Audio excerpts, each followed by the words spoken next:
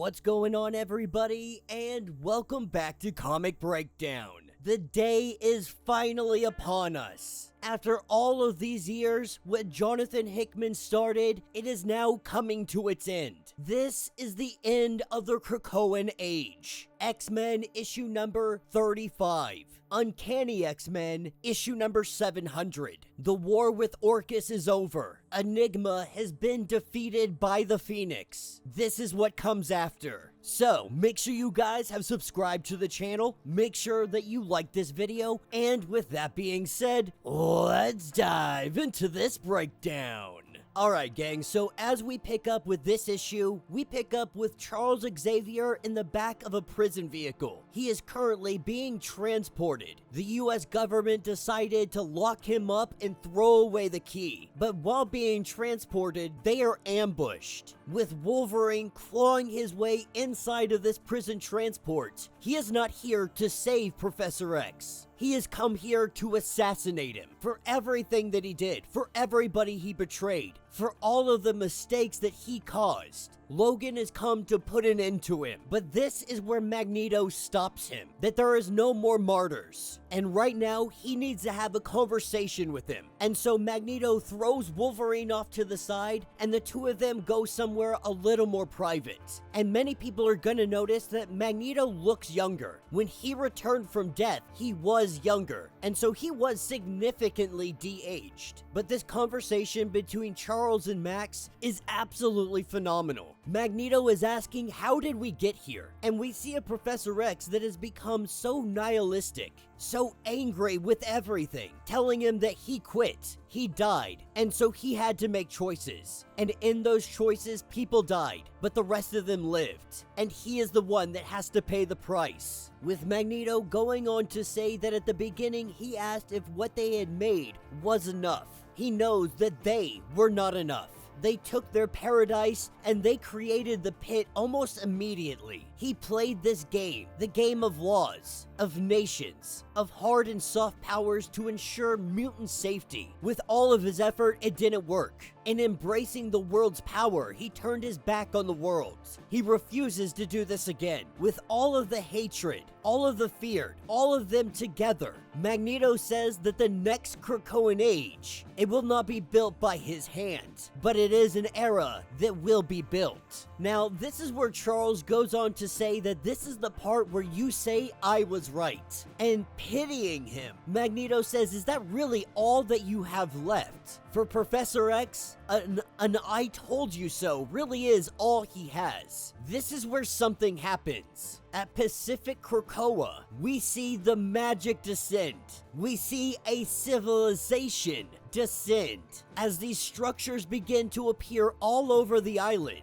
Cypher is greeted by Kafka. Now, if you guys remember, Kafka was in the White Hot Room, him with 250,000 other mutants. He is from their quiet council, but a council that doesn't have leaders, doesn't give orders necessarily. It's a council that listens. Cypher and everybody else believe that him, all those other mutants, were lost to the White Hot Room. As you guys can tell, Kafka is significantly aged up, but he goes on to explain that it was touch and go for them for a while. Once they were able to get the basics down, they were able to build more. This continued on and on, but their Krakoa insisted a return, that their Krakoa wasn't going to leave the Krakoa of Earth behind. For Kafka and them, it has been 15 years. So much has changed, and so has the Krakoa that was in the White Hot Room. The two Krakoas now speak a different language from one another. Cypher is the one that is going to have to really communicate for them as they begin to learn one another yet again. As we pick up hours later, we see part of the island lifting up out of the ground. Cypher says that whenever this all settles down, everyone can go and explore, but if people want to talk, he says to meet in the quiet council chambers. And so with Jean Grey, Cyclops, Emma, Exodus, all of them coming in here trying to figure out what exactly is happening. Everybody seeing Kafka, unable to believe how old he is, how much he has grown. It may have been weeks for the X-Men, but for Kafka and the others, it has been 15 years. 15 years of work and peace. That it was a hard life, but for them it was perfect. They had the 4. They had the cradle. They had both databases. And best of all, they had Hope Summers. They had 15 years. This means all 15 million mutants, all the Genosian dead, they were resurrected. Kafka tells them that all we truly needed was to be left alone. With the gateways opening up across the globe, people are given the opportunity to leave, to go back to Earth. Those that want to stay can stay. Those that just want to visit are going to visit. But this is a 24-hour pass. Kafka, Krakoa, it's all leaving back to the White Hot Room. It is only going to be here for 24 hours. Now, when we're talking about Hope Summers, Kafka says that they have her, both literally and not. It's a bit of both. The White Hot Room is the home of the Phoenix, and what they don't really understand, but resurrection, it works there. You can feel her presence. Hope lives in Krakoa now. Metaphor and truth, everything in between. But if Kafka is being honest, it's very hard for those that have been there for 15 years to be away, that they're all going back. They only came to merge the Krakoas, to drop off the people that want to leave, because Kafka knows that Earth is not ready for them. After hearing that there is a 24-hour clock on this, Exodus loses it. He goes to attack Kafka. As Kafka tries to make a run, he says that this is exactly why they're leaving. As he begins to walk away, we have the arrival of Apocalypse. And Apocalypse is telling Kafka, to let me know what's going on. Exodus being held up in the council room. He was going to start the process to send them back, but Exodus stopped him. That he is refusing to let Krakoa leave. This is where Apocalypse steps in. He tells Exodus to step down. Of course, Exodus refuses. The battle ensues. But this is short-lived, with Apocalypse grabbing him and smashing Exodus into the ground.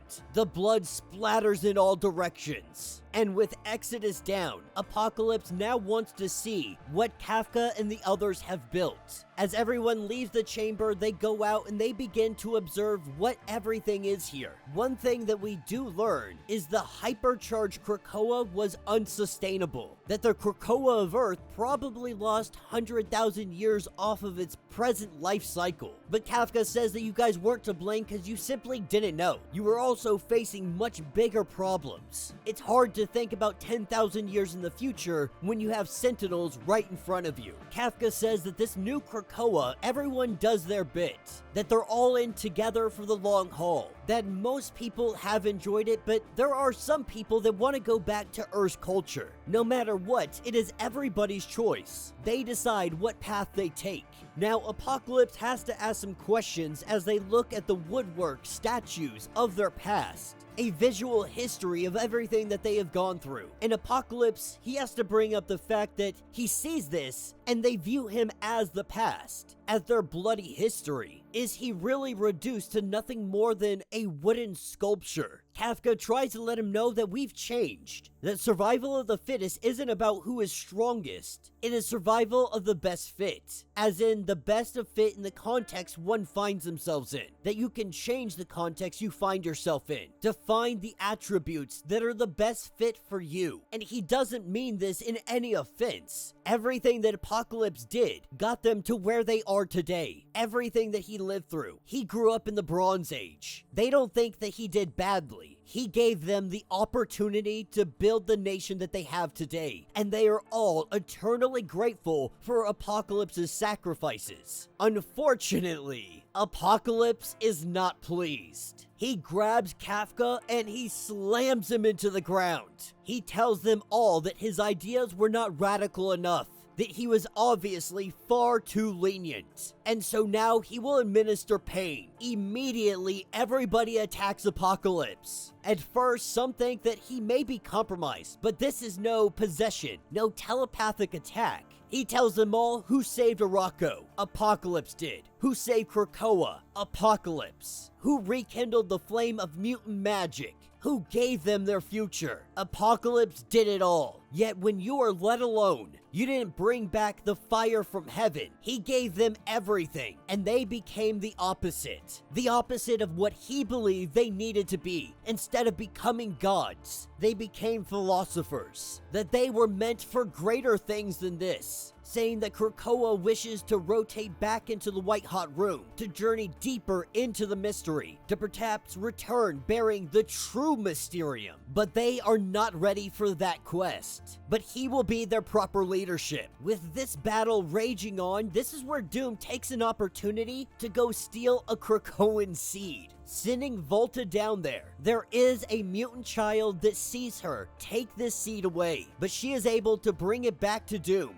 and she tells Doom that nobody saw her. With mutant kind now fighting against Apocalypse, we see Sunfire. He comes in trying to burn Apocalypse. We have Colossus coming in with a mighty uppercut. But even with all of these powers, it's still not enough against the might of Apocalypse. As they stand against him, as he asks who is going to join him, we have the arrival of the goddess. Storm comes from the sky. She reminds him that the era of resurrection has ended, that he cannot be dissuaded with words. She tells him to close out his argument, and let's do this. With Wolverine and Deadpool jumping in, they try to stand against him, but obviously Apocalypse throws them to the side like they are absolutely nothing. Logan dang near having his head ripped off had it not been for Nightcrawler. With Nightcrawler bamfing in, he goes to pluck out the eyes of Apocalypse. And though blinded Apocalypse standing upon Emma Frost, he throws her for a loop.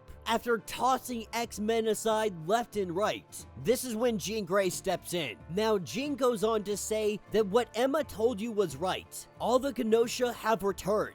15 years have passed for Krakoa. They haven't had to live with Sentinels. No Stryker, no Orcus. They don't even know who the X-Men are, nor do they have need for them. She tells him to touch their minds, to witness it. They are Krakoan. They are everything that you wish mutantdom could have become, but he is too busy fighting against it to see what they are. And what he sees is millions of mutant minds that his magic has brought to this very moment, but that it holds no sway over this undiscovered country. And that is where Apocalypse teleports away. Now, over the next 24 hours, things are less eventful. As they get the head count and everybody who is back that wants to stay, we see them prepare to leave.